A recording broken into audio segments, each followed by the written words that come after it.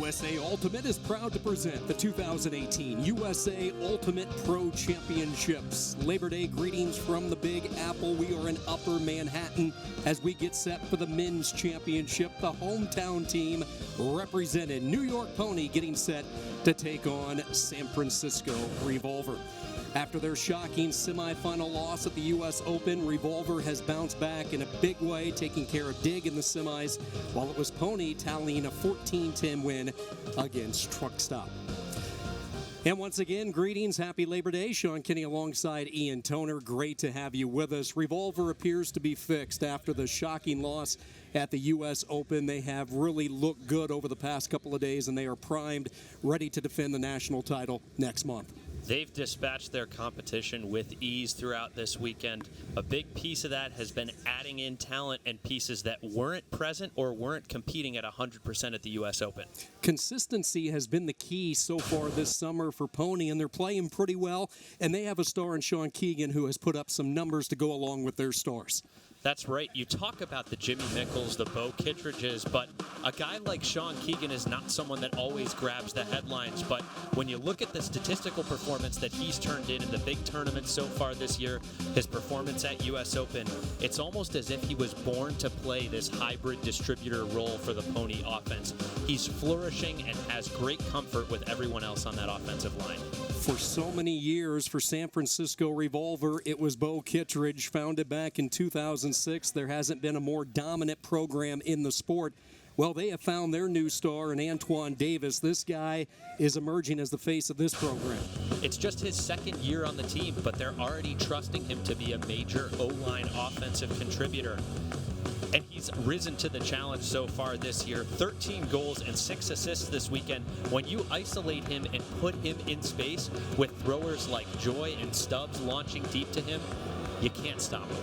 It is stars all over the field here at Columbia University. Revolver and PoNY, the men's championship and the opening poll coming your way next.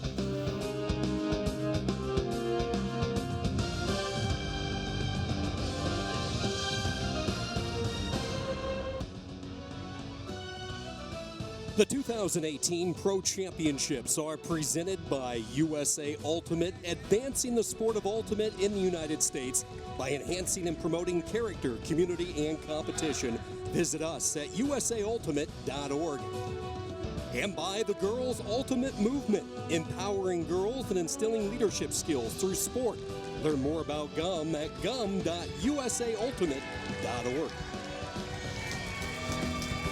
Let's meet New York PoNY, your 2018 U.S. Open champions, the first leg of the Triple Crown Tour. Little, Dean, Mickle, and Kotcher, along with Yacht the Cutters, Keegan and Garvey, are the two handlers. Ben Yacht having a big weekend. He's got 19 goals to pace PoNY. 4 Revolver, and their starting lineup, Stubbs and Cohen, Kearns, Johnson, the veteran Lucas Dahlman, and also Byron Liu.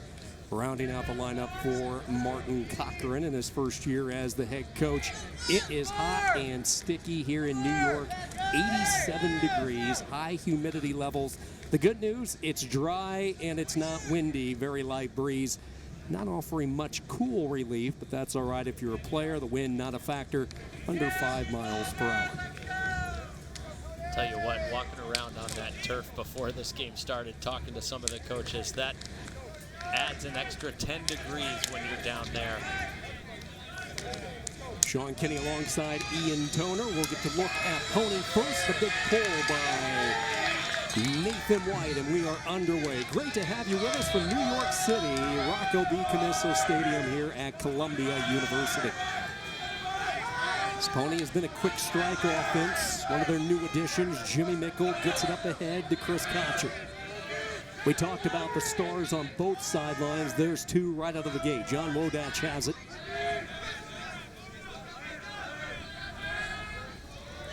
And the pass hauled in. Boy, Mickle thought about uncorking the hammer.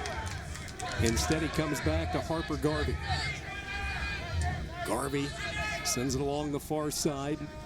Corralling it is Sam Little. Garvey makes a hard cut, but boy, he's denied nicely by Duvall. What's the key early on for PoNY against this Revolver defense? A lot of times Revolver's defense can just be so suffocating that teams stray from their normal cutting patterns and their offensive fundamentals kind of slip away from them. But great job here by PoNY, trusting the stacks that they had set up, whether that was a side stack or a center vertical stack in the red zone. Just continuing to swing the disc with their handlers until the windows opened up. And Jimmy Mickle, one of the best throwers and receivers in the game, taking advantage of that tiny, tiny window and rocketing off that inside flick to Keegan in the end zone. So Keegan hauls it in, his fourth goal out of Turtle Bay, Maryland, 31-year-old. And a successful hold for PoNY out of the gates as they go up 1-0. That's a look at Jimmy Mickle. Played for Colony, representing the Australian Colony squad in the 2008 World Championship. That epic matchup with Revolver indoors in Cincinnati. And on that point, an interesting thing to note is that we've seen Revolver play against Jimmy Mickle many times in the past, and they like to switch up their defensive assignments. We saw Byron Liu taking the first defensive point. Nick Stewart is someone else who they'll cycle on to Jimmy Mickle, but he's injured today, so I'll be interested to see who else they put on that matchup. Semi-final win over the truck stop, 14-10. They beat Ring of Fire. That was a terrific match earlier in the weekend. Took down Raleigh Ring of Fire by a point. 1-0 PoNY. Here comes the explosive San Francisco Revolver. George Stubbs comes into the center to Simon Higgins. Higgins, first touch to Grant Lindsley. Lindsley gets it to the star Antoine Davis. Davis will turn and face. Nothing there. Comes back on a reset to Jordan Marcy. Marcy with it. Sends a dangerous pass up the lane. A beautiful move that time by Mike Ross. He jumped in with the D. And Lindsley wasn't even dropped to assignment. He saw Marcy setting up that throw, peeled off his assignment in the stack, and stepped in the throwing lane to get that block before Lindsley could attack. There's a big hop downfield and a target, but look at the bid and the D right back by Lindsley. So Revolver will control it with Higgins. They went for the home run right out of the bat after the turnover. And it's Lindsley with some early acrobatics coming away with the D. And I don't think Kevin Norton realized just how quickly Grant Lindsley was closing. Lindsley attacking on that inside shoulder. He actually hasn't been here all weekend, arriving late. Some fresher legs could be making the difference here for this Revolver offense. Yeah, you saw Kevin Norton's reaction. He could not believe it. I think he thought he had an easy one coming, and then out of nowhere, Lindsley, the captain in his third year, the 29-year-old, showing some springs. Back to Revolver, 1-0 early on in this men's final.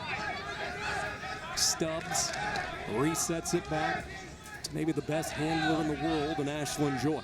And to give you a sense of just how sticky and humid it is, George Stubbs is not usually one of those throwers to play with gloves. He likes the barehanded touch, and he's actually opting for gloves in this humidity. Another anticipated read. That time it's Katz who comes away with it. A couple of early turnovers for Revolver.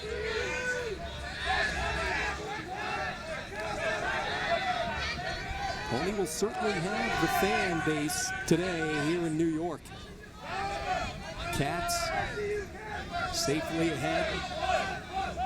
Big body of Kevin Norton. There's that cut up near the goal line, just shy of it. And that goes to the back of the end zone for the score. After start by PoNY, then Steelman holds it in. And a quick post, 2-0, Pride of New York. Well, you rarely see the Revolver offense turn the disc over, period. And then even more rare is the two-turnover offensive point for the Revolver offense. And the handlers in those tight spaces just not realizing those extra defenders jumping those lanes. And great use of the four-side space by the PoNY D-line offense after the turnover, just marching that disc down the sideline, attacking that four-side space. Latamatas sneaking free from Marcy's mark. And then Spielman beating Stubbs to the back cone. Lots of real estate to protect there. What a start here for the PoNY D-line.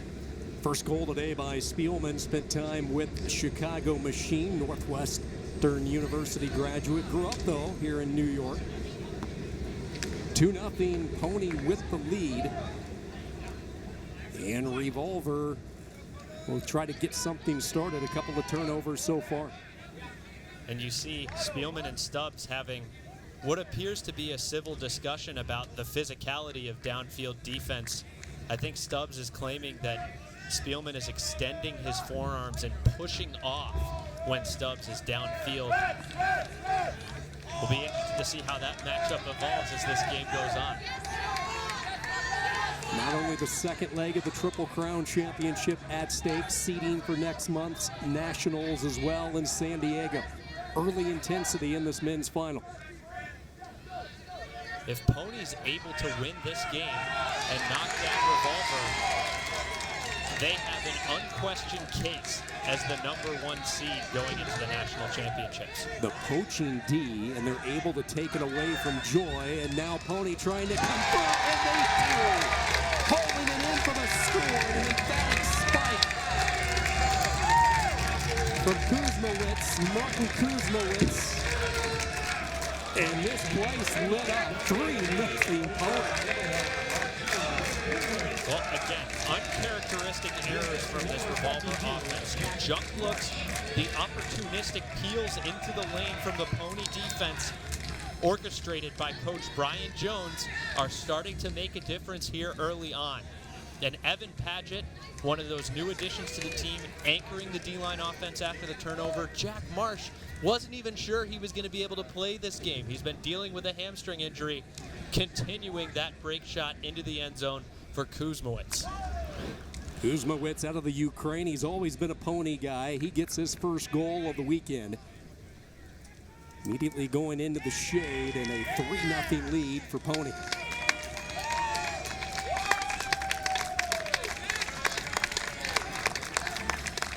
All right, so they have Revolver's attention, Ian.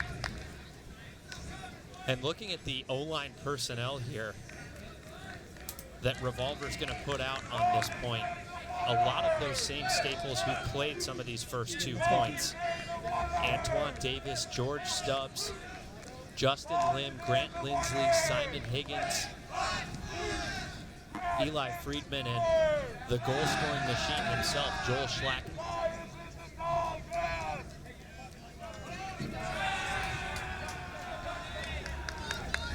Revolver in an early hole. Let's see how they respond with George Stubbs. Stubbs comes over to Lindsley, and he nearly dropped it. Couple of juggles, but Lindsley hangs on.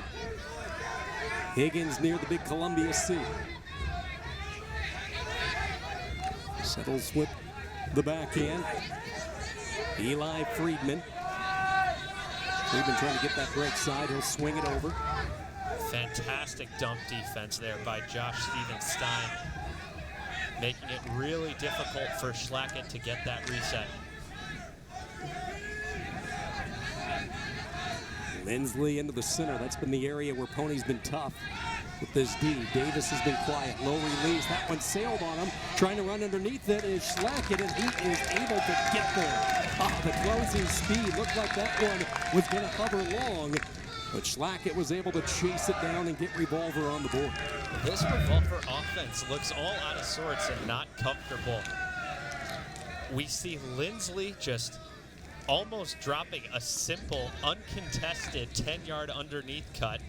We saw another throw that was behind a receiver, and then Davis clearly overshoots and overthrows Schlackett, but there's just enough float on that throw for it to hang and Schlackett to make up the ground underneath.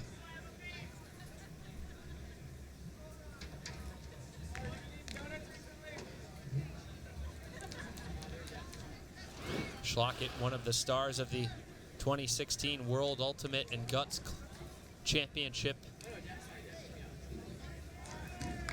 teams, a goal-scoring presence for that Team USA offensive unit. He and Ashlyn Joy were such major focal points of that offense. Good look at Antoine Davis, that time with the assist. He's been a goal scorer, though, through the first couple of days. Able to get Revolver on the board, 3-1 behind the quick start by PoNY.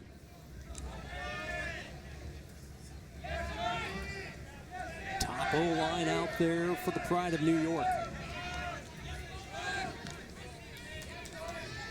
Sean Keegan, who has a goal with the disc, sends it over Jimmy Mickle's direction. And it looks like Cassidy Rasmussen's going to be one of those other Revolver defenders drawing that rotating matchup on Mickle.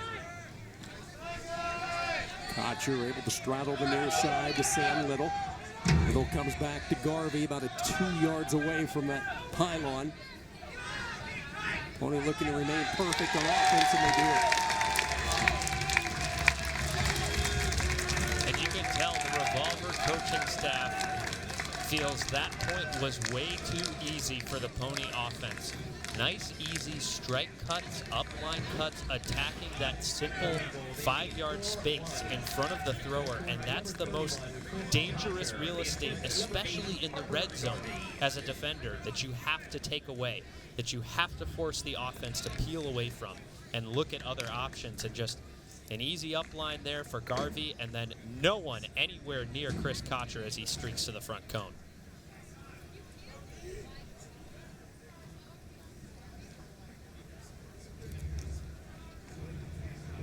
It's been a heck of a year for Kotcher and Mickle, who started this year living in Australia. Kotcher kind of served as a recruiter, didn't he? Bringing Jimmy aboard. That's right. They had such a great relationship with Tom Tullett, one of the players who has spent time with both Ellipsis and Colorado's Johnny Bravo. And Kotcher, Mickle, Tullett started talking about the possibility of coming over and playing the club season in Australia. And, you know, rather than just picking up and flying over for the national championships or just staying in the U.S. and picking up for the world championships, they moved to Australia and spent the whole season living, training, practicing, playing with them. I think they went about it the right way. You see so many guys at the World Ultimate Club Championships just joining teams for Worlds and picking up at the last minute. But they bought in and became a part of the team for the entire season. Here's a hawk deep downfield. Lindsley goes up with the right hand, and he will snatch it in. So a quick answer by Revolver. Not wasting any time that time. They let her fly, and Grant Lindsley able to corral it for the point. You got to empathize with John Wodash there. Grant Lindsley so quick at changing direction out in the lane. The disc gets centered to Joy. Stubbs comes underneath, and this is where he's most effective, when he's getting the disc in motion and throwing continuation hucks. We saw some challenges with the Revolver offense at the U.S. Open in the semifinals against Sub-Zero, when Stubbs had to be that central handler that the Revolver offense was leaning on. And there were a few times that he was hucking from a standstill. He wasn't getting that momentum, and his completion percentage dipped. And now that Ashland is there, back in that central handler role, and George is able to operate more downfield, their offense just becomes that much more dynamic. George Stubbs, third year out of Atlanta, gets the assist. Longtime Ironside player. 4-2 New York PoNY with the lead. Fireworks in this first half. Entertaining opening 15 minutes. Not the start that the Revolver coaching staff drew up, but I think this is exactly what Brian Jones imagined his defense doing to the Revolver offense. Brian Jones, Ben Van Hoeveden, the co-coaches for New York PoNY.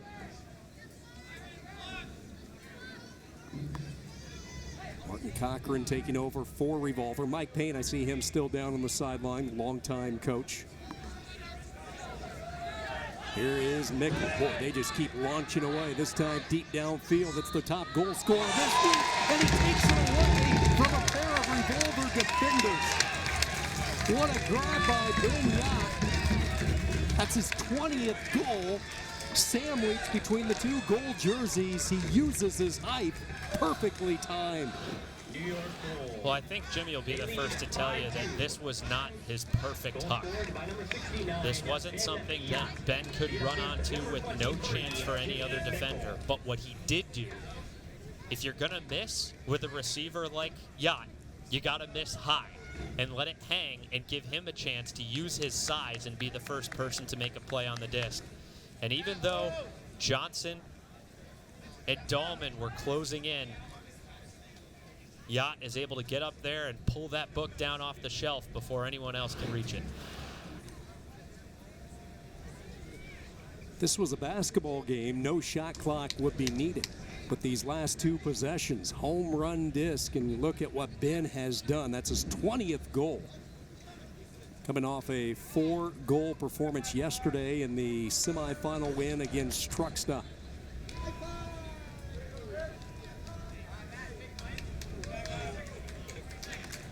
Spent some time with Johnny Bravo, University of Colorado product. What's been his key to putting up these huge numbers for Ben this weekend?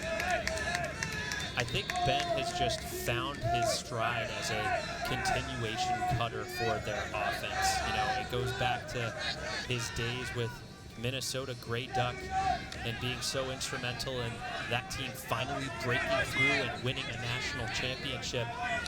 And now that he's got such great throwers who can lead him into space, he's able to trust the cutting patterns that Coach Ben Van Hoogelen has put in place for them.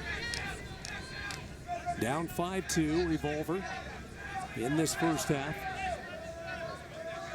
Long ways from home, making the journey across the country, and a call made, so we'll go back to a restart. Pick called downfield. They'll come in on one.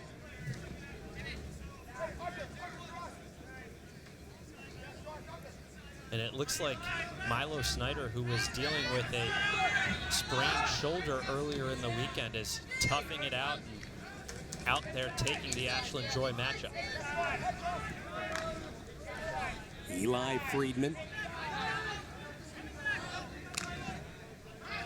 on the force side, able to get it to Marcelo Sanchez. Sanchez trying to swing it back, resets it over to Jordan Marcy.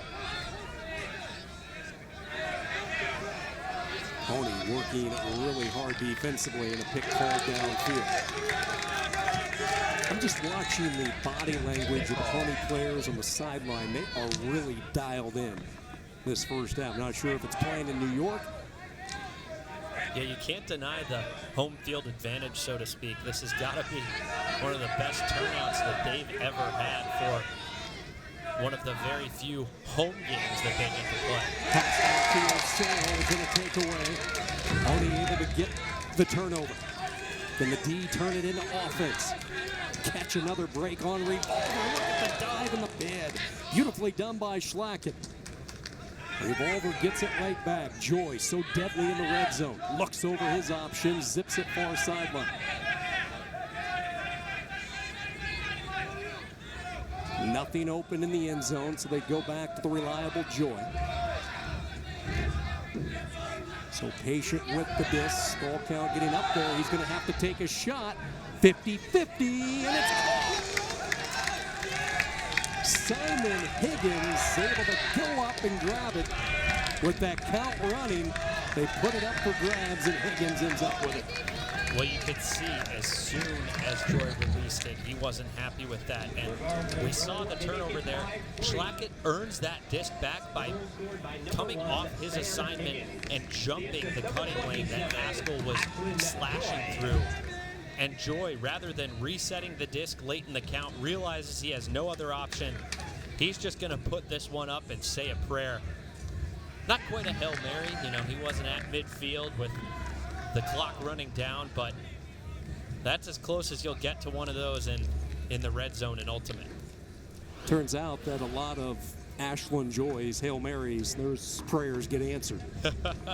When you've got people like Simon Higgins coming down with them, a world beach champion and world champion at many levels, it's a pretty nice receiver to have on the other end of those prayers. It's really developed into a offensive line big man for Revolver. 4-0 in pool play. They were able to beat Dig in pool competition. Then they came back yesterday, took care of the fourth-seeded squad by a score of 15-12. A lot of talk about Revolver in that U.S. Open, losing in the semifinals to Sub-Zero, but a big component of their offense missing that day in Ashland Joy.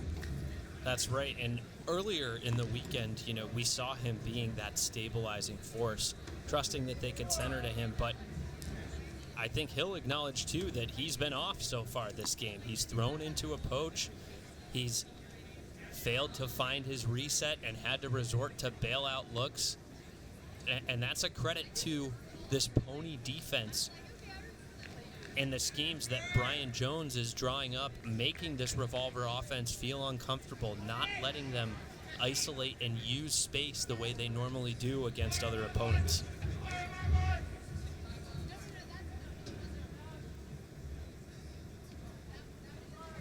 There's always turnover after a season, and you look at some of the players that Revolver lost off last year's squad, obviously with Bo Kittredge, Sam Cantor, and Pat Bayless.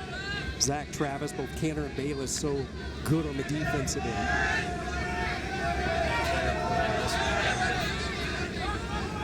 Chicago Machine. And an unforced turnover there. Harper Garvey trying to reset to Isaac Saul. Yes, the dump defense was there, but that throw was off the mark. Dahlman in the offense, 5 yards away from pulling a little bit closer. Not a big window, but somehow he was able to zip it through for the score. Eli Kearns gets his third goal, give the assist to Dahlman, and it's 5-4. Revolver gets the break. And Garvey couldn't find the upfield option he wanted, so he tried to reset to Saul, and that one was just off the mark. And Revolver loves this. Sell the upline cut and then just play, so that all you have to do is hit that inside gut shot when the defender has sold out to prevent that shot to the cone. And you see Kearns, normally a mild-mannered player, just trying to energize his team, and I think that spike went closer to Keegan than he really intended it to. He's not the kind of guy who spikes the disc on other players, but Sean's a fiery personality, and I could tell those words they were exchanging after that one. He didn't really appreciate the way Kearns finished that point.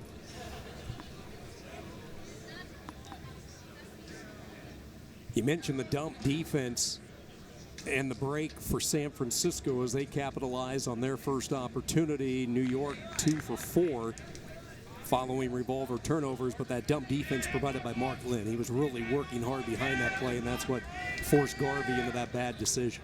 Yeah, and talking to the Revolver leadership, you look at that roster and zero in on who specializes in that role, that handler defense role.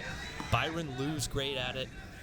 Someone like Nathan White can do it and has been tasked with it in the past, but, their leadership has said, hey, one of the reasons we took Mark Lynn on this roster in the very deep bevy of Bay Area talent was because we thought we could mold him into one of those elite handler defenders.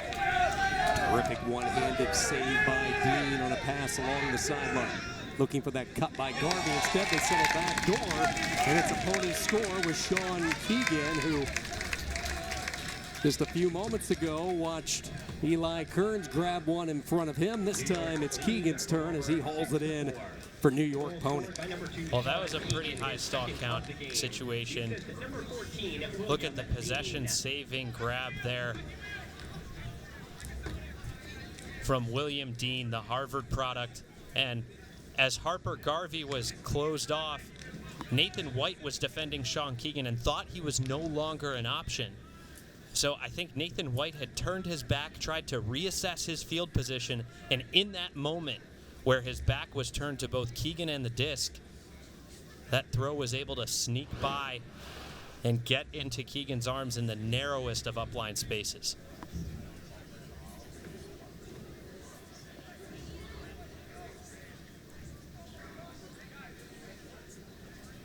Terrific layout by Dean to keep possession. ends up with the assist, finding Keegan in the end zone. 6'4" PoNY on top in a quick-moving first half. We get a look at Brian Jones, one of the masterminds of PoNY's defense so far this year, and he's also done a lot to build the program by building a pipeline of talent with other teams and contributors in the Metro East and New England regions. He coaches UConn himself, and he's gotten John Wodach to come over and be a part of the PoNY program as well. Coaching type of D, nearly had another takeaway. Lindsley was able to get it. Creative underhand little shovel flip back to Joy. Comes into the center to Antoine Davis. Simon Higgins, who caught a goal a few moments ago, just inside that red zone, sips it back to Davis. Davis along the near side. They set up the stack, spinning on that pivot foot. Oh, that pass nearly went up, but going up after it was Schlackett. Swings it over far side to Joy. A collision in the end zone behind the action and a pick call. Disc will come back. Looks like the disc is going to be coming in on 6.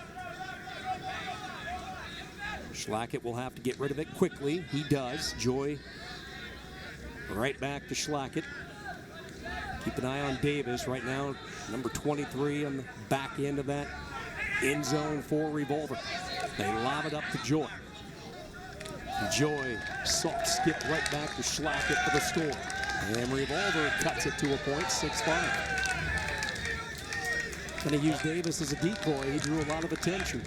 Yeah, and I think the PoNY defense has to be pretty happy with that red zone stand. Their marks were stout. They didn't allow any break throws off that kind of just cut through the defense and negated downfield efforts. Actually, great marks there by Drost prevented the break throws, and they had to resort to some just high-release bailouts to the reset. And if that's the way they're going to have to complete things every time, we know those throws aren't completely high percentage. I think the PoNY defense has to be happy with that volume of pressure.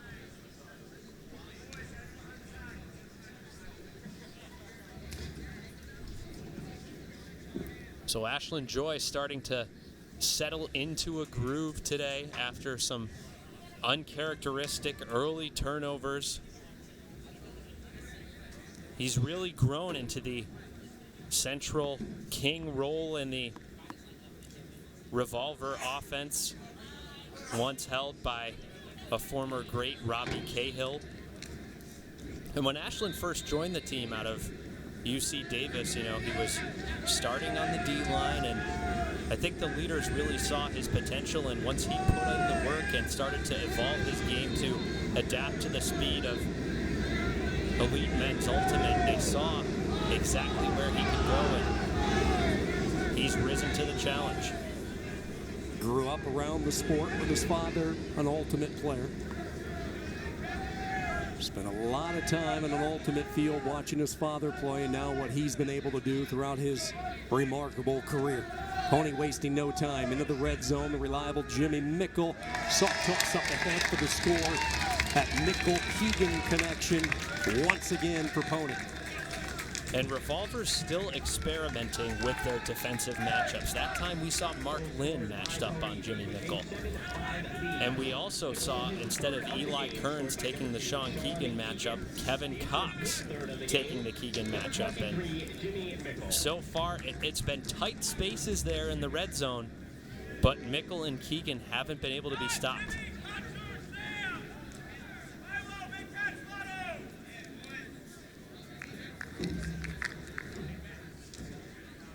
And you saw Mickle motioning with his arms there to Mark Lynn, talking about the physicality.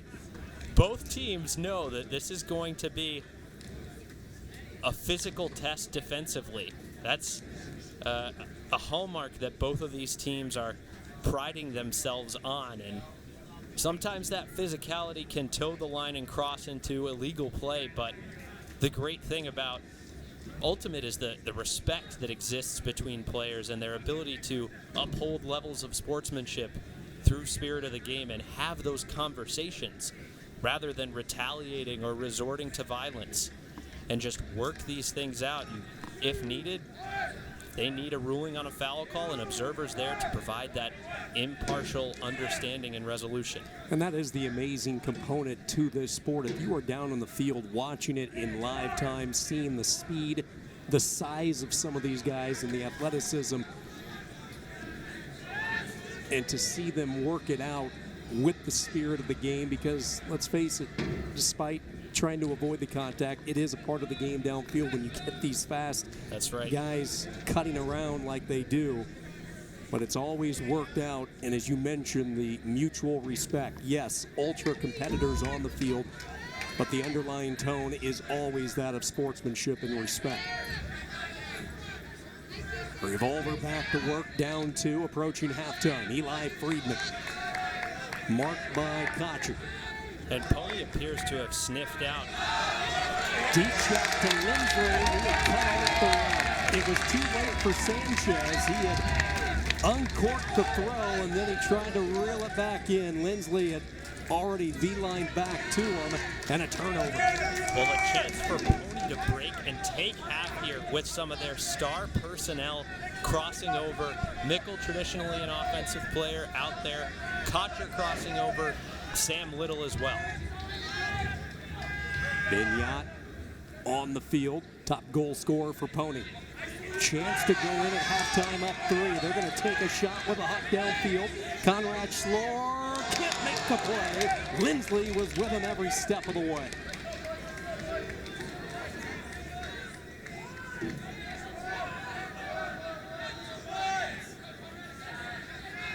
Do you like that gamble on that throw?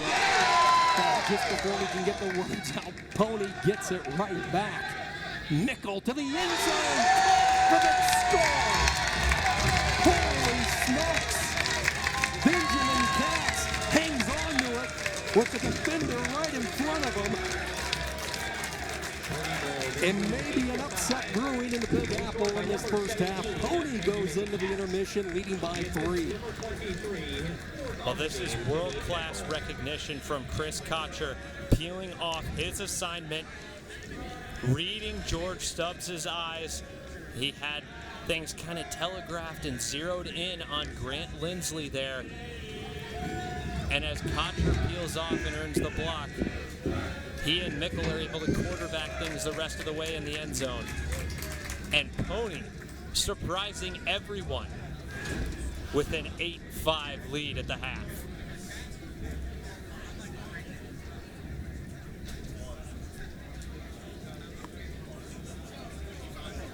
PoNY won the U.S. Open in Minnesota, beating Sub-Zero in the championship 14-8. That was after Sub-Zero had upset Revolver in the semifinal round. And when you look at the star power, even though they have been decimated by injuries, when talking about New York PoNY, they're missing some key guys. Yeah, they have a U.S. Open championship, still a lot of ultimate left here today. They lead by 3, but boy, they are starting to look the part as maybe a Triple Crown champion. Yeah, they're coming into form at the right time. They don't even have one of the greatest players of all time cleated up, Bo Kittredge. Scary to think that he could just be thrown out there as just another D-line player when he gets healthy. So much potential on the table for this Pride of New York roster as we get ready to speak with co-coach Brian Jones down on the field. PoNY by 3 at the break. Brian Jones joins us. First off, Coach, an entertaining first half. What was your message to this team that allowed you guys to get out to such a quick start here today? One of them that runs a really good isolation offense, and we have to have a game plan that we're comfortable with. So you can't come in the one day of the tournament and just game plan for specific players. Athletes don't work like that. So we've been practicing a lot of things throughout the season to be ready for these moments, and it's working out so far. Brian, your team's been dealing with a lot of injuries, some major defensive contributors not able to cleat up or actually suffering injuries throughout the weekend. Can you talk about how you've still been able to get contributions up and down the roster? Well, we've just, like you said, up and down the roster, a lot of people have been able to step up because of those injuries, and it's a delight as a coach because you get to see guys like Markin Kuzmowicz really excel in the role that Milo Snyder usually fills, and he's on the field now, but he had a shoulder injury yesterday, and you wouldn't have known it until Milo was injured that Markin could step up into that type of role. We've seen those performances throughout the year from guys like Josh Stevensteins, Ben Spielman. They've done a great job of integrating themselves into the defense this year. Well, Coach, a great first half. Looking forward to the second half and one step closer, maybe to a Triple Crown championship. We are convincing. Hey, how's it going? No. Very happy Brian Jones right now. New York PoNY putting on a show here in Upper Manhattan for the hometown fans. 8-5 PoNY over the top seed, Revolver.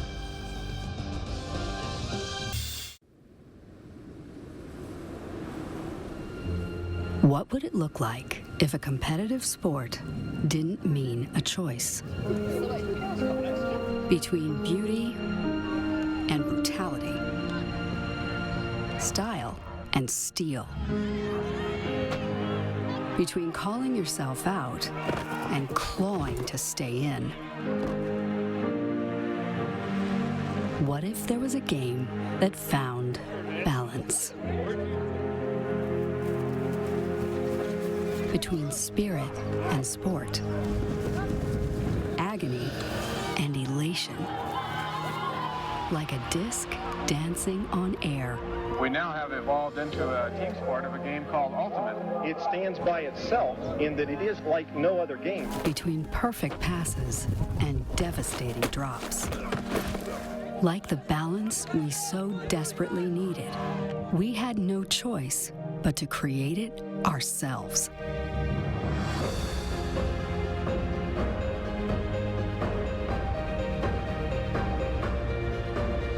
Long live grit and grace. Long live Ultimate.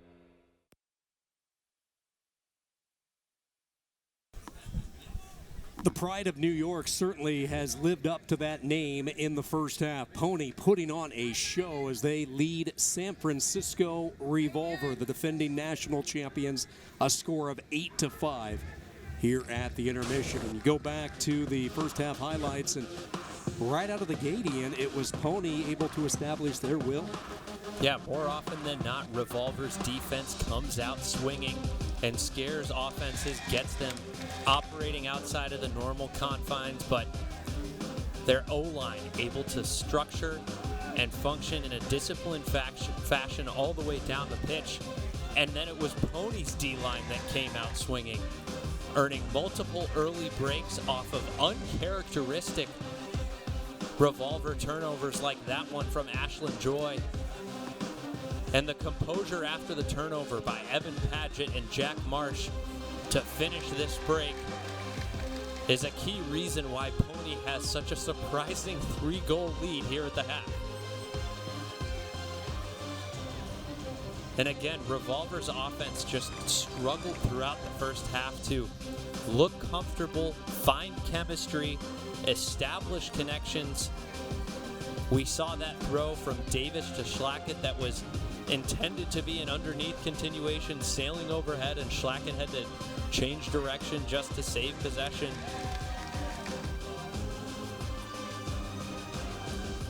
Revolver's offense found some comfort midway through with its bread and butter, Joy to Stubbs, hucking in continuation there to Lindsley.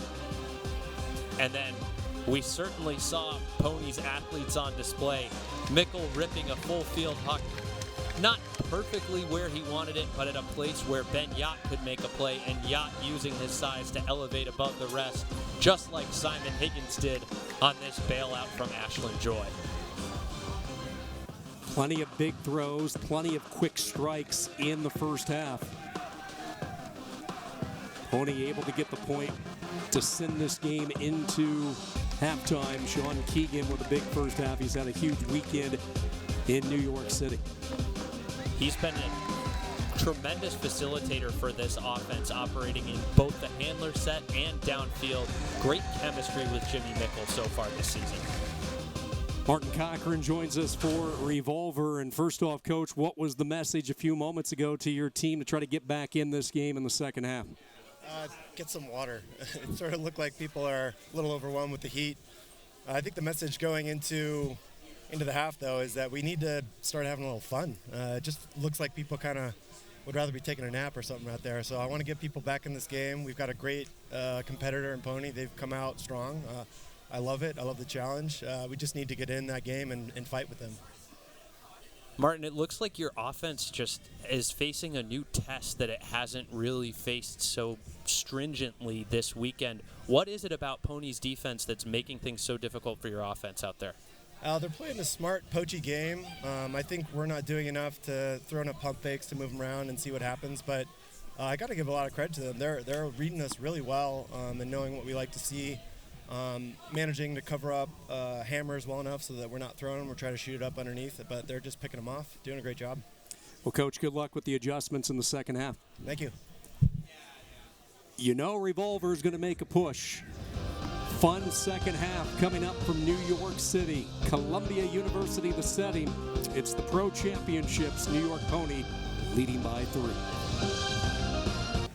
There's a beautiful Labor Day holiday weekend in Upper Manhattan. As you take a look at the first half scoring, San Francisco Revolver, Joel Schlackett with the 2 goals, Sean Keegan with the 3 tallies in the first half. Jimmy Mickle, he's been on the dime with his throws, 4 assists. Joy has a couple of helpers for Revolver, but it's an offensive production so far that we're not used to seeing from San Francisco. Those numbers usually a little bit higher. We'll see if they can crank it into a new gear when we return to New York.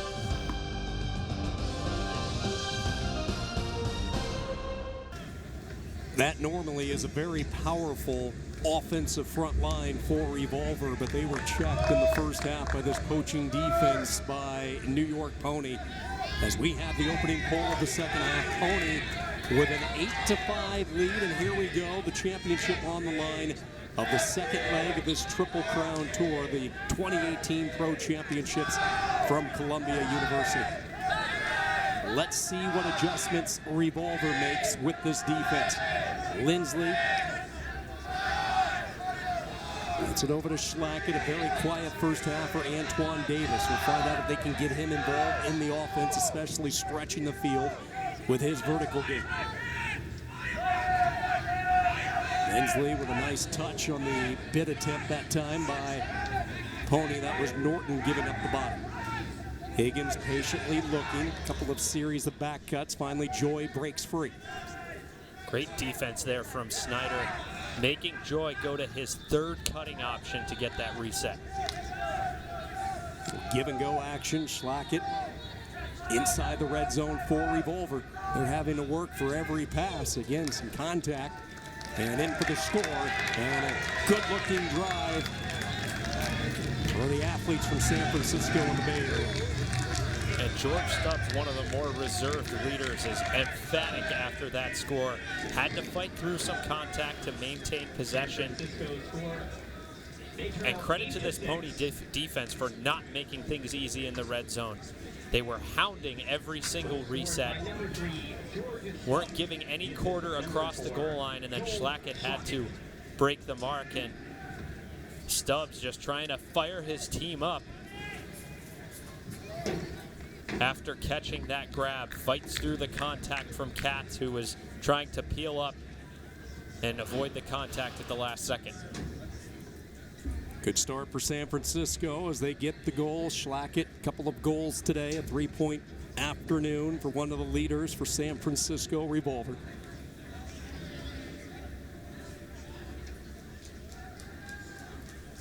'11th year every single season with the Bay team. Has quite a few hobbies. I was reading up on him. He's a black belt, I understand, in Taekwondo. Would not want to mess with him. Definitely don't want to come on his bad side walking the parking lot. I would hope that spirit of the game would preserve if you ever made him upset. All right, here we go. First offensive possession for New York PoNY. Garvey receives the pull, gets it up ahead to Sean Keegan. Keegan with those 3 first-half goals sends it up to Kocher. Across the midfield stripe, a diving catch by Ben Yacht. Back along the force side, it's William Dean. Resets it over. They swing it over to Jimmy Mickle, his first touch of this offensive series. Mickle trying to fend off a tight mark, whips it up ahead safely. Corralling it is William Dean. Dean, dangerous swing pass, and it's intercepted by Revolver. Jumping the lane was Byron Liu. Terrific anticipation. And San Francisco gets the turnover, but here comes Yacht, getting those long arms, that huge wingspan, and a pinky on the disc to get the D. Once again, the story of this game has been the off defender recognizing those split-second opportunities. Keegan, a shot toward the pylon. Goal for PoNY. Keegan fights through Nathan White's mark and contact. Releases the throw. We're going to call that an and one. As we get another look here at Yacht peeling off his assignment in the stack, earning that poach block, and then fighting through the contact from Nathan White, putting that throw on a rope for Kotcher. Give it a grade. Difficulty of throw with that defender, as you mentioned, White all on him. And, you know, I've said before how highly I think of Nathan White's skills as a defender. I think there was a period of time back in late 2015, maybe early 2016, when he was in the conversation for, you know, maybe not from his accolades, but from his pure on-field talent. He was in the conversation to be the best player in the world. I've seen those flashes of brilliance from him previously, but that point just clearly elapsed, throwing into a poach there and not able to sustain the force and prevent that break throw from getting off. Saw Brian Jones just a few moments ago. Martin Cochran trying to get things figured out. Jones, who's in charge of the defensive sets for PoNY, and he's looked like a gem here today, slowing down this Revolver offense. Possession number 2 for San Francisco, the pull coming from Gavall.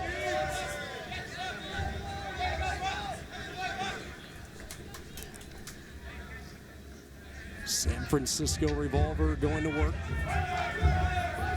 Joy coming to the disc along the side. He'll take a shot right away downfield, looking for Antoine Davis. He goes up the elevator, and it falls to the turf. And that decision by Ashlyn Joy really surprised me, because at the moment of release, John Wodach was a step deeper than Antoine Davis. I don't know if Ashlyn Joy got tunnel vision and didn't realize that Wodach was there, or that he just simply thought that Davis would beat Wodach in the deep space. But again, that's not that high percentage look that we always see the Revolver offense opt for. See what this D-line can do and try to convert on the break. The hammer across the field, uncorked by Askell.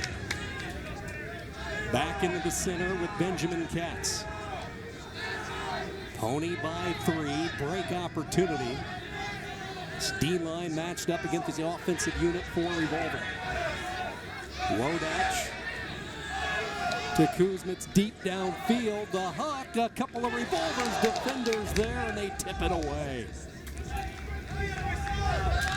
They took a shot. They saw a little bit of a window.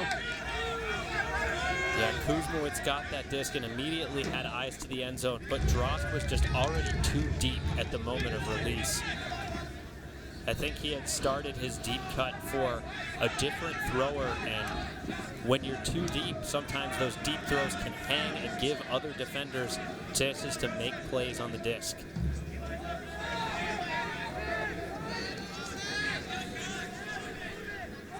A junky look here from the PoNY defense out of that transition.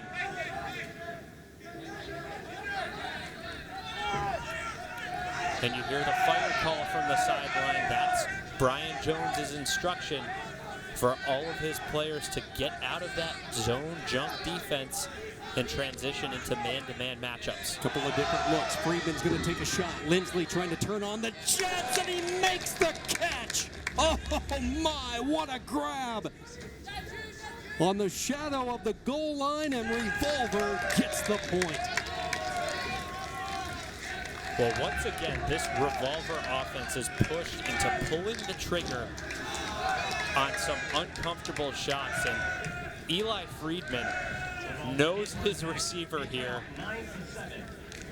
Grant Lindsley just putting on a clinic with his speed and extension. And then it becomes just a small ball game there in the red zone when all the other defenders haven't caught up and there's so much more space for those few receivers to get open. Lindsley throws one fake and continues across the goal line to Schlackett. Schlackett gets the goal, but it was all set up by Lindsley, who has been so consistent throughout his years. I still go back to the Worlds in 2017 in Poland, went through that entire tournament without committing one single turnover. And playing through some pretty painful foot injuries at that tournament as well. The fact that he's able to have such force and explosion and power through injuries the way he has is been really admirable. Both teams coming up empty in the break opportunities in the second half. PoNY still with the edge. Up by 2, 9-7. Yeah, that ice feels good on a day like today. Hot and humid conditions in New York City. Garvey, the main handler for PoNY, and he's not going to waste any time. It's Yacht looking and humming, and he makes the catch. Quick release, cutting into the end zone for the score. 2 passes, bingo, William Dean with the goal.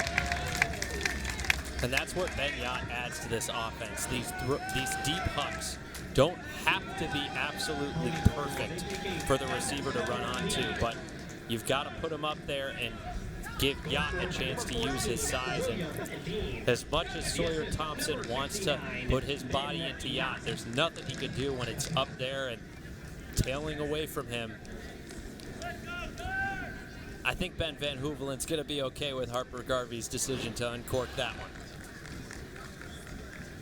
PoNY with a 3-point lead. Be honest here, Ian, as you look at this PoNY team and even beyond today and the outcome of this pro championship, but we knew they added some big names. Were you anticipating this type of season from them as far as winning the U.S. Open and now with a couple of break advantage on Revolver in the second half? You know, the U.S. Open victory doesn't surprise me. I think that's kind of an early season tournament, so to speak, where teams are still figuring out their identities and getting their pieces together. So in some respects, you could make a case that while there are the powerhouses in the division, a tournament like that, there's a certain element of chance. And PoNY had to fight through some losses at that tournament, but made the most of the opportunities given to them in a bracket, taking down a powerful ring team at both the U.S. Open and here. And when we look at this particular matchup, I know we've still got some ultimate to play this afternoon, but this is the ultimate that is surprising me the most. How decisive they have been in frustrating the Revolver offense consistently throughout this game. It hasn't just been one break here or two. They've gotten so many turnovers and clearly made their offensive playmakers look so uncomfortable. And they keep the foot on the gas and finish what they have started. Revolver into the offensive zone, touching that red zone. Force side, straddling the near sideline. Marcy has it. Looking for his option, resets it to Joy, quickly swings it over to Justin Lim, who fires it to Davis, who makes the toe drag catch for the score. Antoine Davis able to drag that foot in like a receiver in football, and Revolver gets on the board. And this is textbook red zone offense, just moving the disc laterally. Once you get pinned on one sideline, change the point of attack. Even if you're not gaining yardage on that reset, keep swinging it laterally until those break side windows open up and there are no defenders standing in the way. And great recognition by Antoine Davis, timing his continuation cut to that break side when there were no other defenders in the area and getting that toe down inbounds. Left foot clearly in for Davis. Justin Lim grew up in Seattle, really has found a home in the Bay Area, really lived his entire life in Seattle, but the Bay Area has been good to him. Revolver has certainly been a good fit. The 25-year-old played for Sub-Zero and Sockeye throughout the years. He's just another piece of that strengthening Carleton College San Francisco Revolver pipeline. You see so many other contributors who are cut alums. Grant Lindsley, Nick Stewart.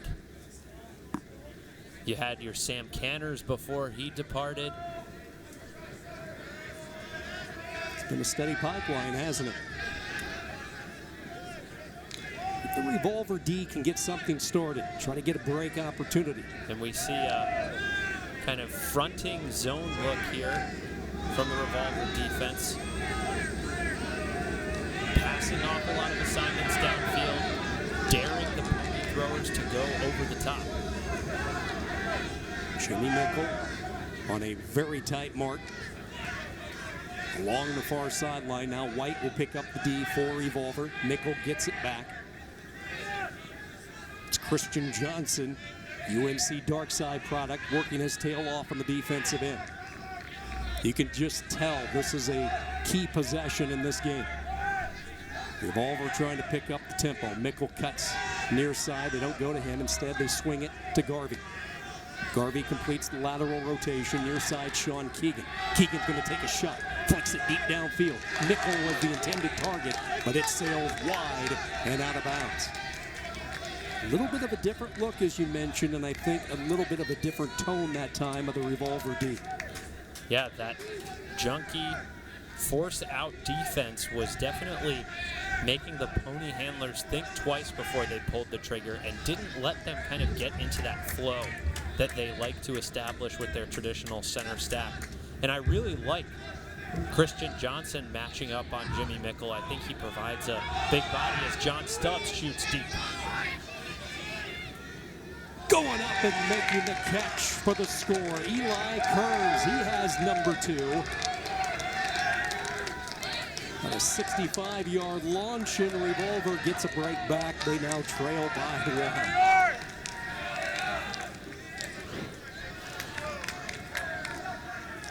1. Well, John Stubbs joining Revolver this year. It just seems unfair that this D-line can gain such a generational world-class talent to add to its already phenomenally deep roster. And you see him just uncorking this one and putting it up on a platter for Eli Kearns. Fights through Sean Keegan's contact, boxes him out, maintains position. And the Kearns-Keegan rivalry continues to brew throughout this game. Eli's a great story. Tried out back in 2012. Really couldn't make a lot of the tryout events. It was a half-hearted attempt. He tried out in 2013, just did not have a good camp, did not make the squad. Ashland Joy convinced him to try out again. He was able to make the squad in 2014 after graduating from college. UC Davis product, and Kearns with a couple of goals today. And San Francisco Revolver gets one of the breaks back, still trailing by 1. Do you anticipate that same defensive look as PoNY gets ready to receive the pull? I definitely want to see some variation of the force out, junk, help over the top. I think that's something that PoNY's handlers are less comfortable dealing with. See if the Stars get it going for PoNY with Kocher and Mickle. Jimmy Mickle sends it near side. Back along the sideline, this is Kocher. Kocher goes right back to Mickle. He's being shadowed every step of the way by Byron Liu. Garvey comes to the disc. Turns on the mark. Low release, nifty little pass that time off the backhand by Garvey, who can make pretty much every throw. Sean Keegan up ahead safely to Kocher, just outside that goal line. Kocher faked the shovel, resets it back to Mickle. Critical red zone trip for PoNY. Can they finish it off and get the point? Kocher's going to take a shot into the end zone for the score. He's led the entire field since we started a couple of days ago, and another goal for Ben Yap.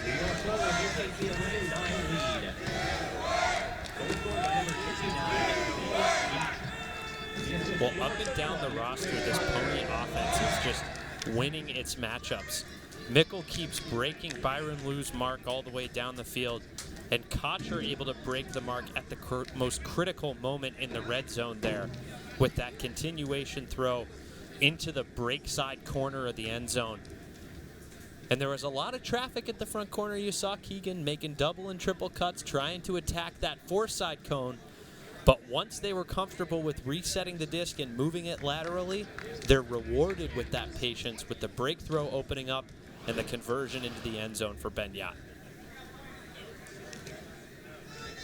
The post-goal celebration, the fadeaway jump shot from the big man who looks like a power forward on the basketball team. Everything he's thrown up has went in. If this was a basketball game, a couple of goals today. Now 21 goals. A little more than 5.5 games this week. 11-9 New York PoNY.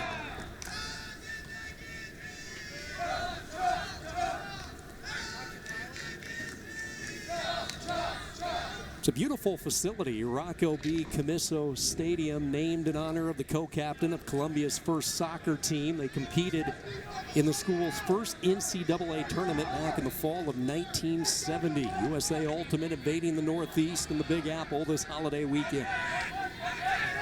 Still one more championship to be decided later today. It's the mixed division. Minneapolis Dragon Thrust, Seattle Mixtape. A couple of heavyweights throughout the years squaring off one more time. Revolver down two with the disc. Friedman comes near side to Marcelo Sanchez. Sanchez picked up on the mark by Kuzmovitz. Back over to Lindsley. Into the midfield ring they go, and now into the red zone with Schlacken.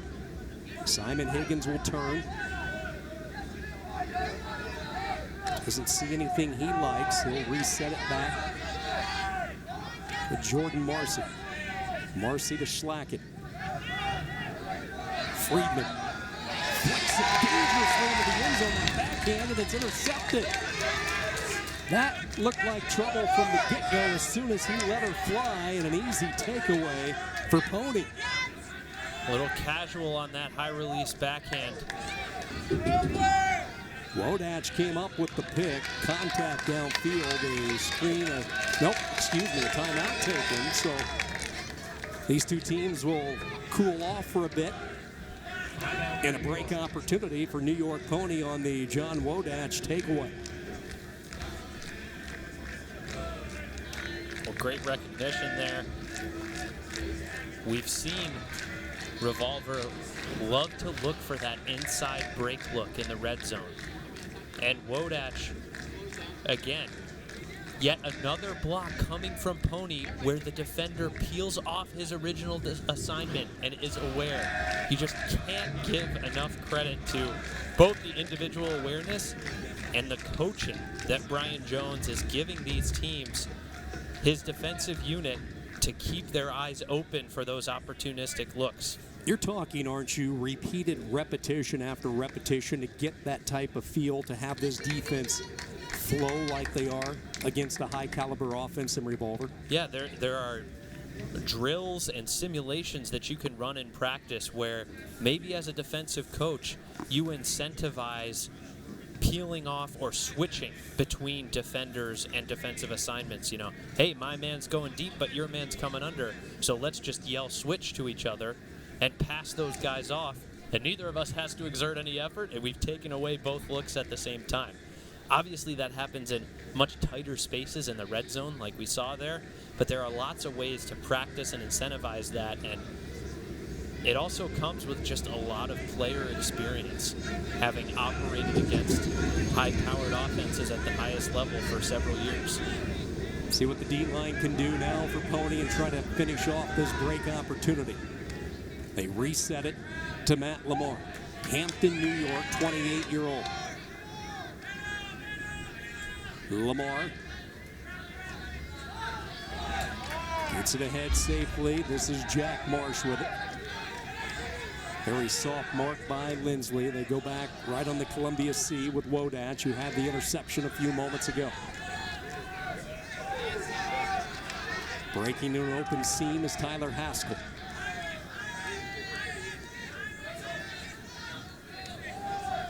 Lamar takes a shot toward the end zone. It's hovering, and the dive comes up just short. Beyond the outstretched arms of Benjamin Katz. About an inch away from a break for PoNY. And those same third looks are so difficult. A lot of coaches coaching younger players will actually outlaw those same third throws in their practices and games because they require such precision and go against the fundamentals of some offenses. But as we've seen, it's a challenge for some of the more experienced throwers too. Friedman and Haskell, and it is Friedman waiting for the goal. Boy, he bluffed as if he was going to go up. Waited. Haskell left his feet, and Friedman all by himself as he alley-oops it to his buddy Lucas Dahlman. And what a turn of events just at the other end of the field not 30 seconds ago. PoNY inches away from a 3-goal lead late in the second half. Some might call that close to insurmountable.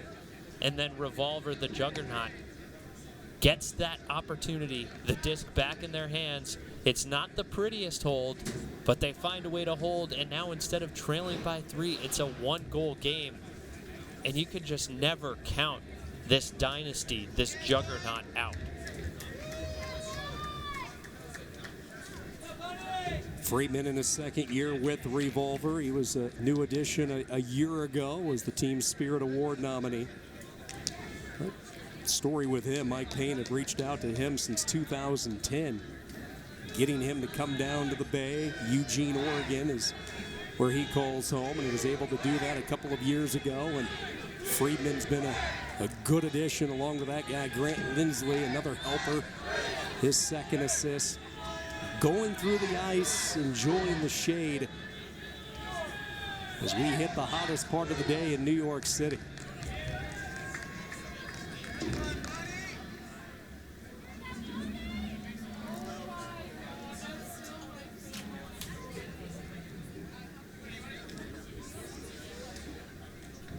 Martin Cochran pacing the sideline.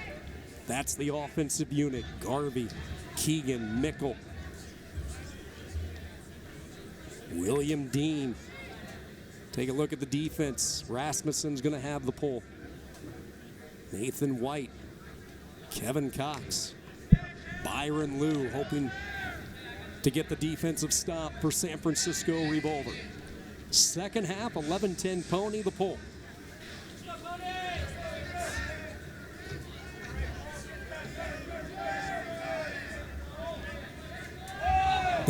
Nearly getting that first pass, trying to jump the passing lane, was Eli Kearns.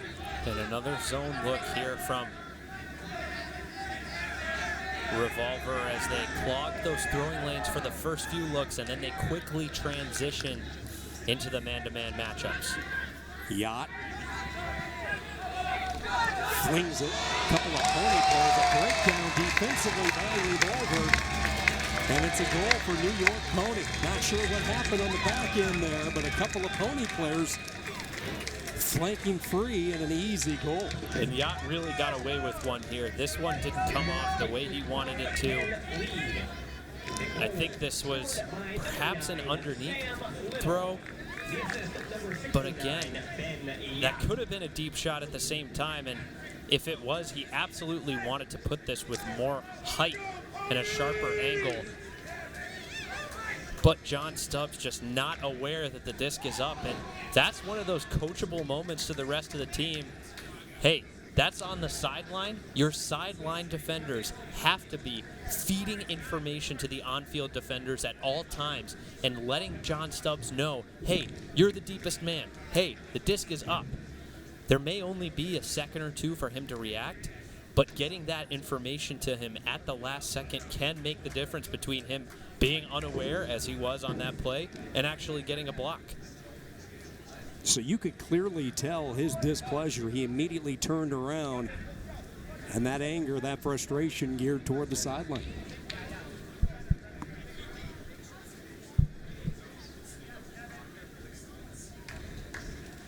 A lot of Matos to pull. Talked about the Kotcher-Mickle representation of Colony. A lot of Matos part of that squad as well, teammate with those two. Yeah, and he's really fit in seamlessly with this PoNY squad, becoming a real anchor in this D-line offense. In just his first tournament, they were trusting him to be the quarterback, picking up the disc for the D-line after the turnover. And those were some of his first reps with the team all season.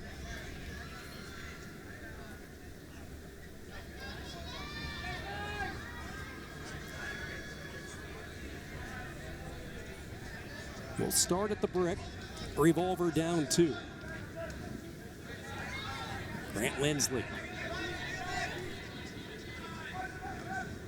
Back cuts over to Joy. Sanchez across the way. Jordan Marcy has it. Marcy looking toward Antoine Davis. Davis starts to cut downfield. He's being shadowed though by Mike Drust. They come over to Higgins. Higgins dumps it back. Marcy looking for the backhand. Resettles it over to Ashlyn Joy. Joy gets it to Davis. It's been a fairly quiet game for Antoine Davis compared to what he has done through the pool play and then the semifinals yesterday.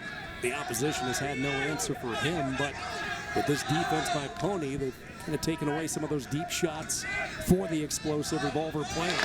A missed throw, and it's beyond the stretch of Sanchez and a turnover.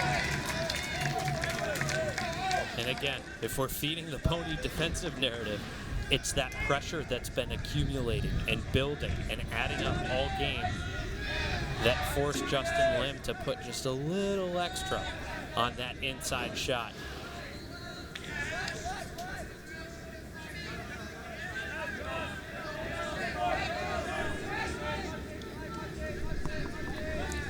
Milo Snyder out there. We weren't sure, Ian, if we were going to see him play. He's dealing with some shoulder issues. They thought he separated his shoulder in some previous action, but he's out there giving it a go. He was involved in that last defensive sequence. One of those banged up guys trying to gut it out for PoNY on this hot day. Yeah, and he's being called on to take some of the big defensive handler matchups for PoNY as we see Conrad Schwarr shooting deep. In the double coverage and elevating up high right over the type. Some contact. It was Higgins who appeared to grab that one cleanly. PoNY player went down as we take another look. Okay, observer ruling, no foul, okay? Turns out to be a good defensive play by Higgins, as you heard our observer a few moments ago. I agree. No foul there, it looked like. How about you, Ian? Yeah, it looked like Higgins was there and got his hand on the disc above Norton. Didn't impede his space. There was no dangerous play involved. I understand that there might have been contact after the catch, but it looked like Higgins got to the space and made the play first. Lindsley to take a shot. It's Sanchez the target, and he will reel it in. Marcelo Sanchez. With the right hand, Revolver within 1. Lindsley is fun to watch.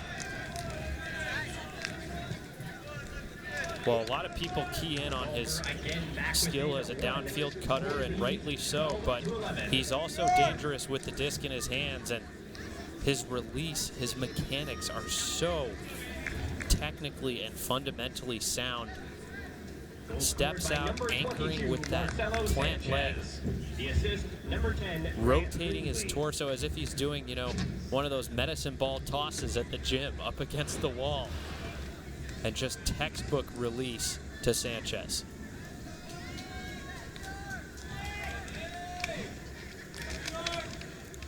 Third goal for Sanchez. Lindsley with another assist. Offensive line ends up getting the hold after PoNY failed to take advantage of the break opportunity. And Sanchez a part of another strong pipeline that's populated this Revolver roster, the UC Davis Dogs. He and Eli Kearns and Ashlyn Joy have all come through from that program and been major contributors in their championships over the years. And that's not uncommon, is it? Once you get one or two that have success, the word spreads, and all of a sudden you have that pipeline as you're talking about. And that's the key to forming dynasties, so to speak, that have success year over year when you can keep replenishing with young talent.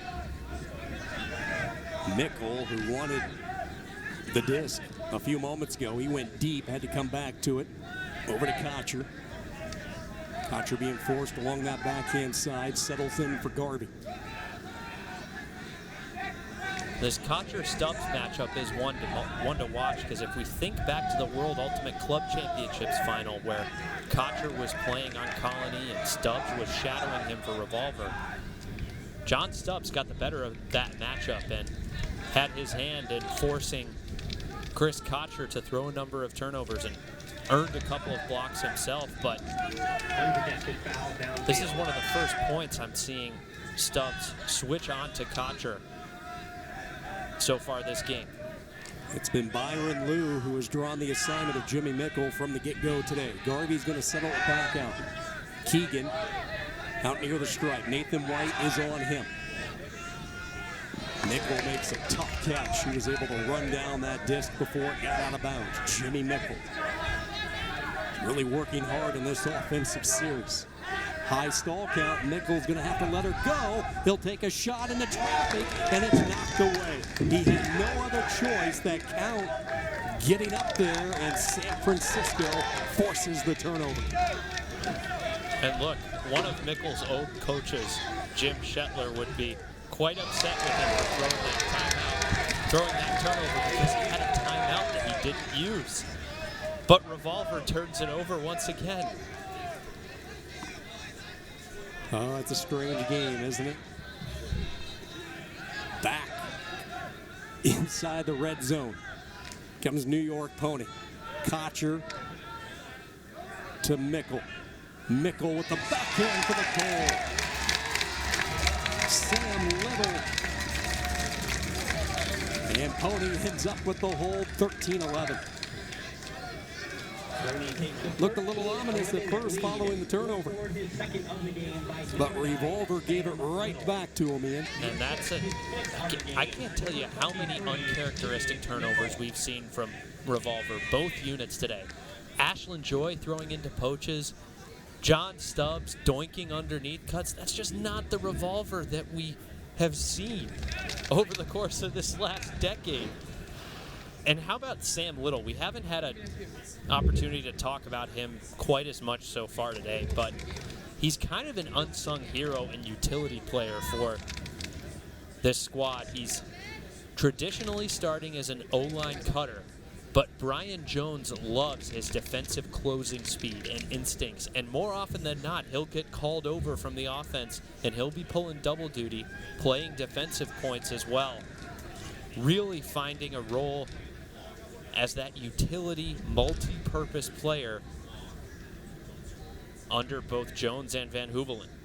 How many do you expect on either side when you're looking at Brian Jones right there on the screen or Martin Cochran for Revolver? Is it time to start doubling up a little bit with some of those guys down this stretch run? Yeah, now you're getting to the time where the roster gets shortened. You know, your top 7, top 14, those are some of the only guys that you're really putting out there. Maybe the role player here or there, but this is crunch time. This is when you want your battle-tested veterans out there and your battle-tested leaders getting the reps for your team. Joy, George Stubbs, Schlackett, Davis, Lindsley. Some of those big names out there right now for Revolver, their normal offensive line. 13-11 PoNY in the championship. in the second leg of the Triple Crown Tour, the final regular season event. All eyes on San Diego next month for the national championships. A Revolver program that was stunned in the semifinals of the U.S. Open, able to come back, win the World's Championship. Looked really good. Beat Colony indoors in Cincinnati. Just a bizarre 2 days of ultimate with Mother Nature wreaking havoc. It was an electrifying atmosphere. And once again, another pony defender, this time Ben Spielman, just in the lane, able to cause trouble. Stops to take a shot. He's looking for the go-to guy. Davis, and out of nowhere, it's tipped away. Schloor with the D. Davis is going to call a foul. And a heated discussion ensued. Take a breath. Talk.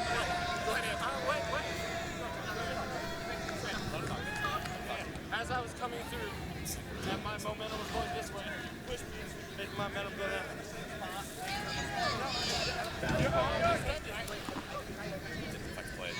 Yeah, that's what I felt.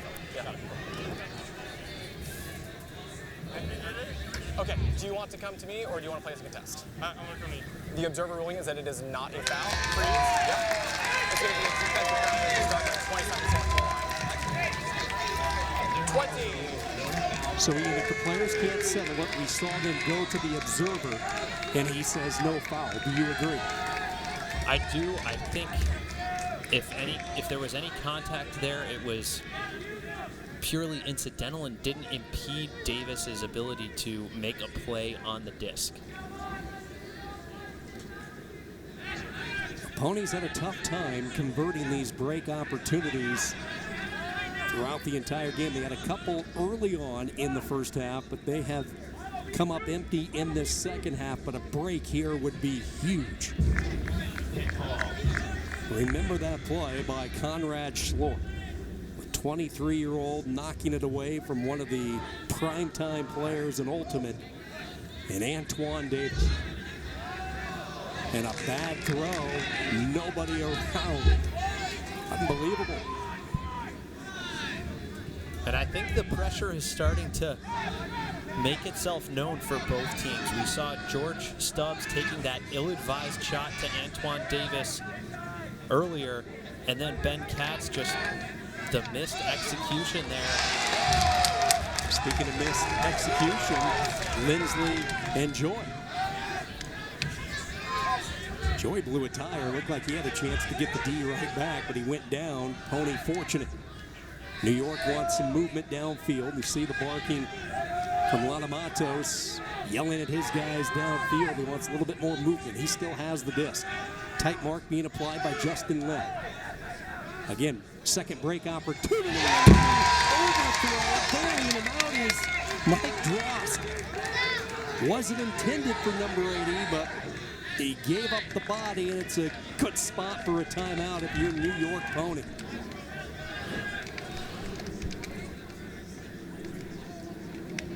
So I don't know how dialed in Ben Katz is right now. We've seen two kind of missed throws on his last two touches, but how about the awareness from Mike Drost?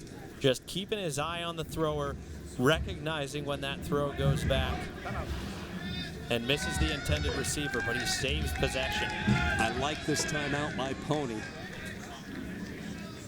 They realize what's at stake with this break opportunity. Maybe a little lady luck on their side with that play by Drost on the overthrow a few moments ago. That keeps possession. And now the two teams will take a quick break for the timeout. The goose egg in the second half for New York Pony.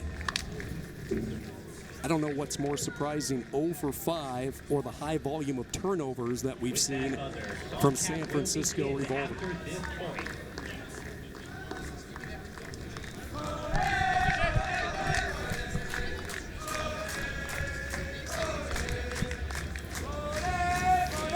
Earlier today, in case you're just joining us, it was Boston Brute Squad 15-10 win over Washington, D.C. Scandal to capture the women's championship. They still have hopes of a Triple Crown sweep. New York Pony Another club hoping to pull off the Triple Crown. They won the U.S. Open. They lead Revolver by 2 late in this second half. So a traditional vertical stack offensive look here from PoNY with a lot of Matos there at the reset. The stall count's got to be coming in at 4 or 5 at least. This would be back-breaking to finish with a break here. Drost comes front and center to Katz. Now the Matos going to take a shot deep downfield, looking for Drost. 50-50 distance.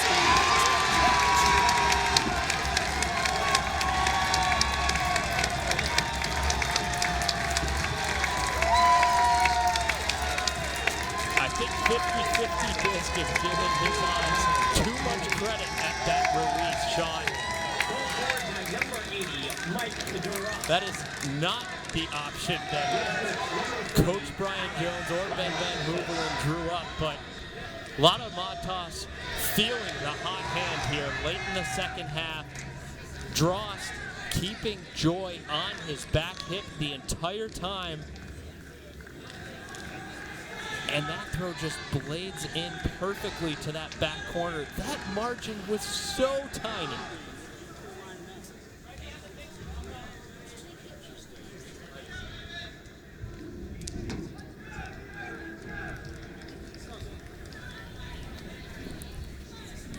Drost gets his first goal. I don't know what was bigger. They're both huge. The catch to save possession or that one, as he was able to haul it in on the beautiful throw. And now, for the first time in this second half, PoNY gets the break, and now they control their own destiny, leading by 3. Game point here for PoNY. If they can close things out and earn a break, they will be the Pro Championship champions, and they will have captured 2 of the 3 stages of the Triple Crown Tour. Marsh with the pull. Revolver down 3. Deep in their own end zone, they're going to get it started. Higgins, quick release as they look for a faster pace offense, try to prevent PoNY from setting up that D. Schlackett comes into the center to Lindsley. He's marked by Kevin Norton. They're looking downfield for Davis. They'll dive and come up short. Antoine Davis. Looks like that one stung a little bit as well, grimacing as he pops up onto his feet. Yeah, Davis had been dealing with a back injury that limited his participation at the U.S. Open and cut into some of his prep and practice time at this tournament. Before this tournament. 14 uncharacteristic turnovers today by San Francisco Revolver. What a job by Brian Jones, is scheming up this defense to slow down San Fran. And now a championship point opportunity for New York PoNY.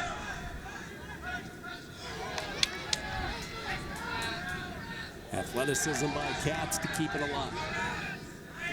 We saw this defensive unit cap off a break a few moments ago. Tyler Haskell into the offensive zone. And a pick called, I believe, downfield. So a restart coming. PoNY fans sensing a possible pro championship start to come to their feet a little bit. Make some noise in New York. Looking to go 2 for 2 in the Triple Crown Tour. Contact on the throw, so we'll go right back and start it fresh again. Foul call on the throw.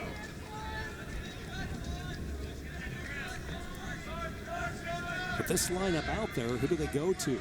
Who's their home run hitter? You have Norton and Haskell, 2 of the bigger bodies. Matt Lamar out there as well. You see another bid and a save. They get it to one of those big bodies and Kevin Norton. Miami, Florida product.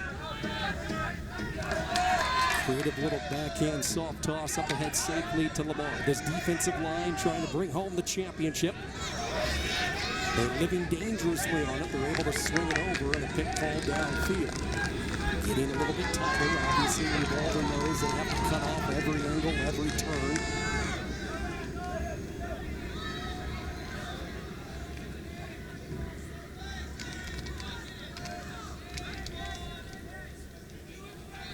Michael Brenner, the 29-year-old, and a pony for life guy. And the pass is tipped away. Good defense that time on the dumping D by Revolver and Jordan Marcy. Yeah, you can tell this O-line just doesn't want to quit yet. They're going to fight and contest every reset until this game is over. And San Francisco takes its first timeout of the second half. Go back to the missed opportunity inside the red zone just a few moments ago. Good read by Marcy.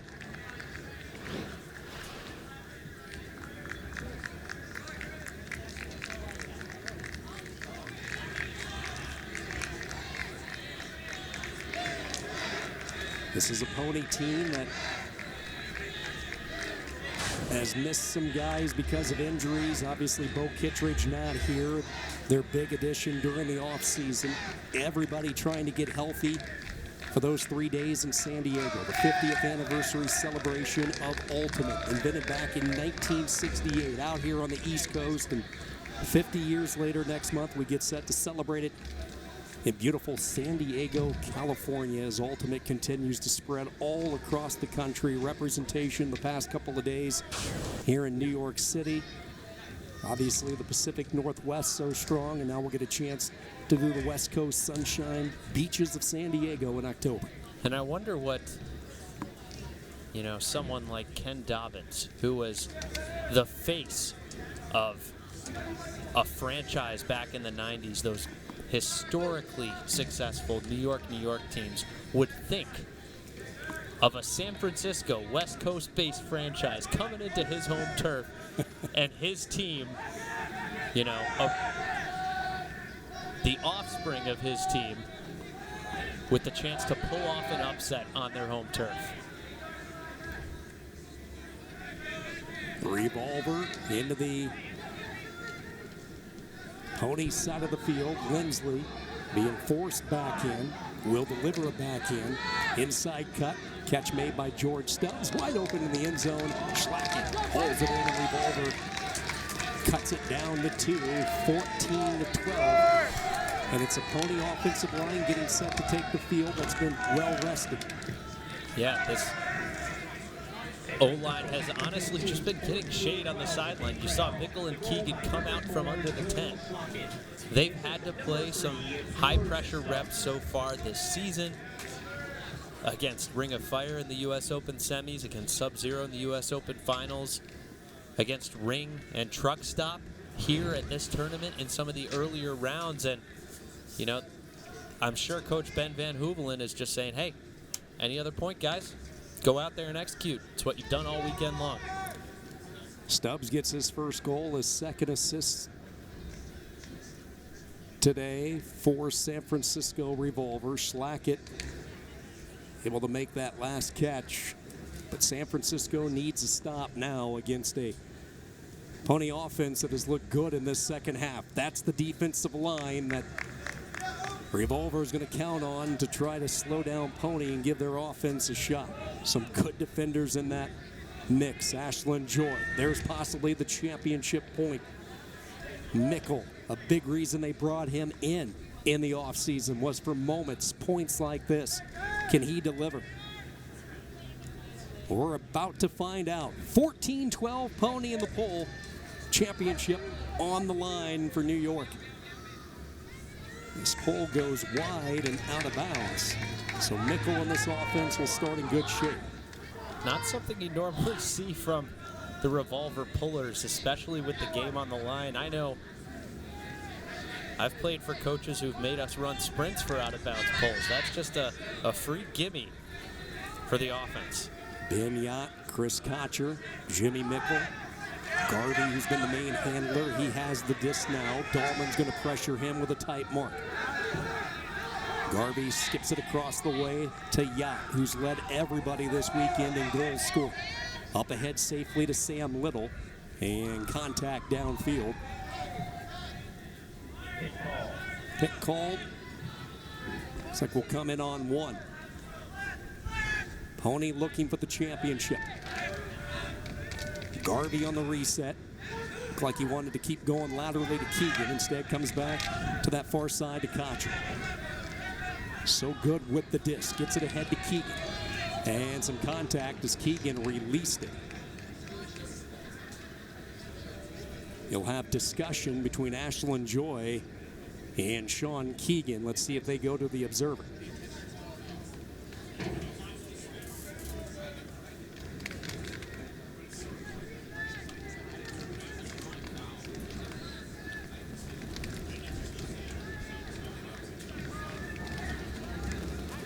So Ashlyn Joy is not going to contest this one.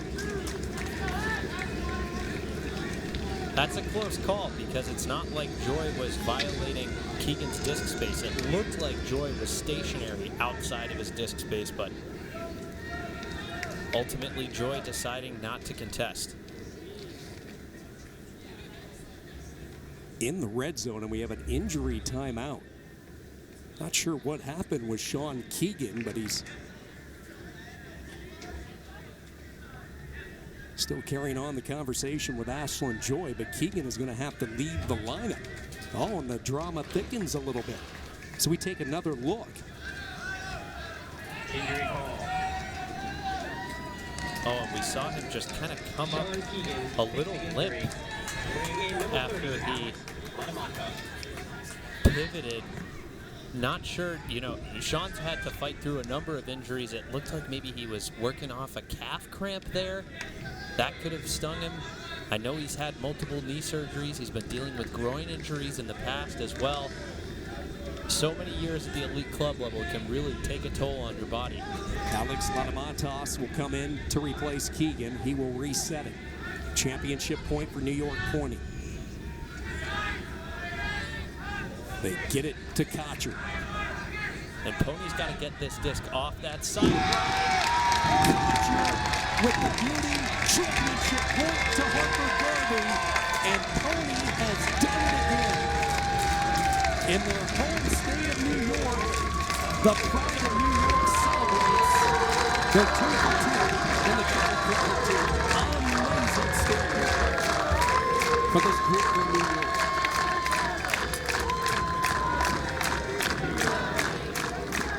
Well, all the betting lines didn't see this outcome coming. A lot of people going to have to pay up after this one.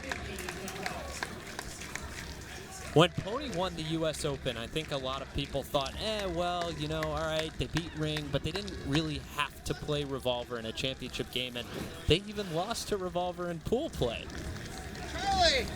But now, in a championship setting with a near full-strength Revolver squad, not missing any major pieces like Ashlyn Joy, PoNY has knocked off the greatest dynasty of this decade, and they've cemented their position as the #1 seed going into the national championships if they're able to emerge victorious from that highly contested New England Regional Championship, because right now there are looking like 2 bids for PoNY, Dig from Boston, and Goat from Toronto.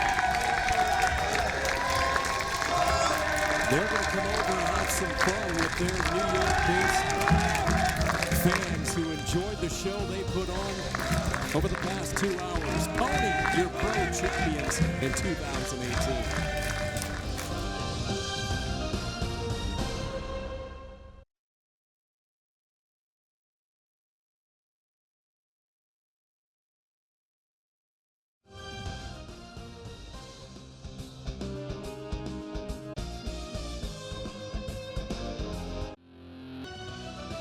The 2018 Pro Championships are presented by USA Ultimate, advancing the sport of ultimate in the United States by enhancing and promoting character, community, and competition.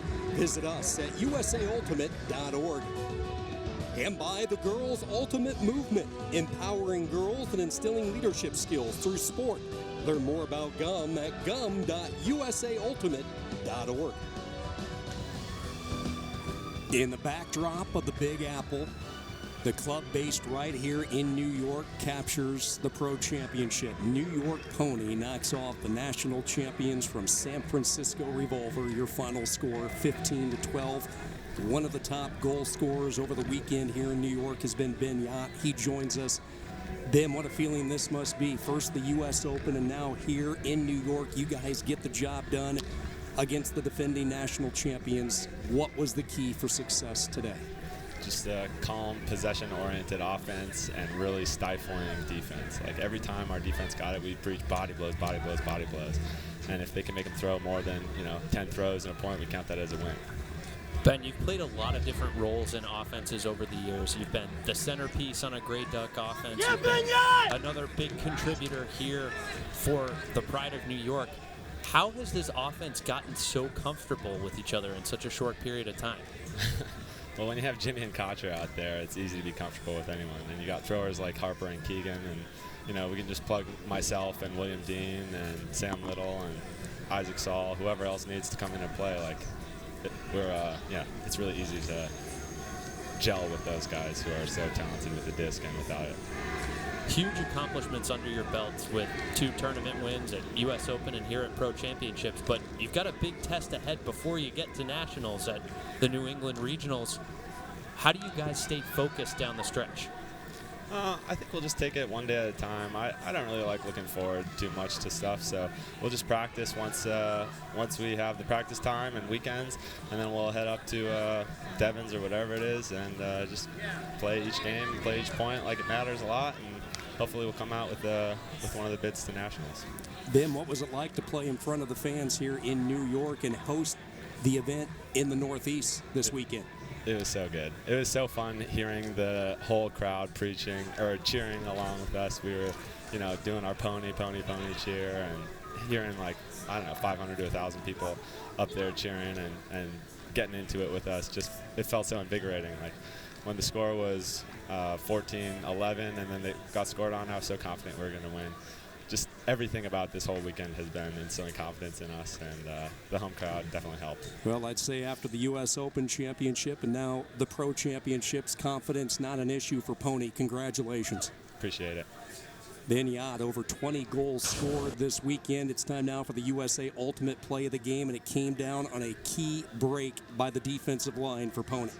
Well, longtime defensive stalwart Mike Drost not only saving possession here, but after the timeout, PoNY swinging the disc, resetting, gets the disc eventually back in the hands of Alex Latamatos here on this sideline, and he uncorks something far less than a 50-50 shot to that back corner, and Mike Drost, after making the diving grab to save possession, keeps Ashlyn Joy on his back hit and converts an absolutely back-breaking break for the PoNY D-line offense late in the second half. There it is, the Pro Championships, and it is PoNY winning the second leg of the Triple Crown Tour. 15-12, they knock off Revolver. So PoNY, a national championship away from pulling off the Triple Crown sweep. That's the story. We have one more to go. The mixed finals still to come from New York. But for right now, for Ian Toner, I'm Sean Kenny saying so long from Columbia University in Upper Manhattan, where your final score is PoNY 15, Revolver 12. All games airing on the ESPN networks or streaming live on the ESPN app. Or to watch this game, as well as other games on our family of networks, log on to watchespn.com or download the Watch ESPN app. This has been a presentation of ESPN, the worldwide leader in sports.